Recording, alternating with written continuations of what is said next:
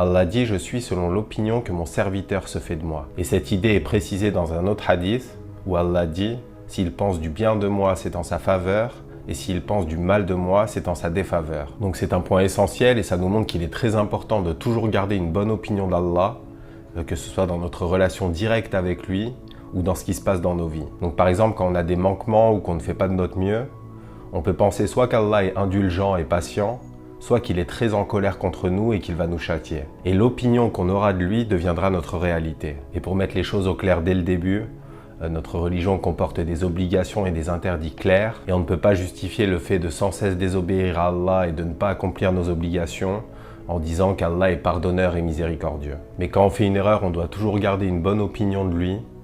Quand on lui demande quelque chose, on doit être convaincu qu'il nous répondra. Et quand on demande son pardon, on doit être sûr qu'il nous l'accordera. Et cette idée revient souvent dans le Coran, parce qu'obtenir le pardon d'Allah n'est pas compliqué. Il suffit de regretter notre acte, de lui demander pardon et d'avoir la ferme intention de ne pas recommencer. Donc par exemple, quand Moussa alayhi salam frappe le soldat égyptien et qu'il le tue, il se tourne vers Allah et dit « Seigneur, je me suis fait du tort à moi-même, pardonne-moi ». Donc ici, il ne fait pas de longues invocations, il ne se lamente pas pendant des heures, il regrette ce qu'il a fait, il demande pardon.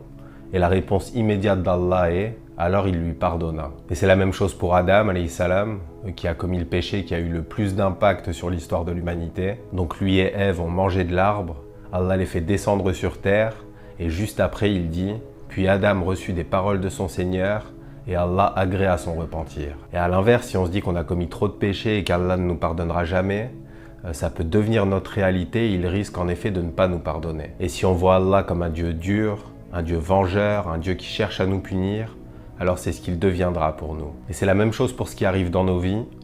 S'il nous arrive une difficulté et qu'on pense qu'Allah nous châtie, alors cette épreuve deviendra un châtiment. Et inversement, si on la prend comme un test, comme un moyen d'augmenter notre foi, de se rapprocher d'Allah, alors c'est ce que cette épreuve deviendra. Et on ne peut penser du bien d'Allah que si Allah lui-même le veut. Autrement dit, si on a une bonne opinion d'Allah, c'est que Allah l'a voulu.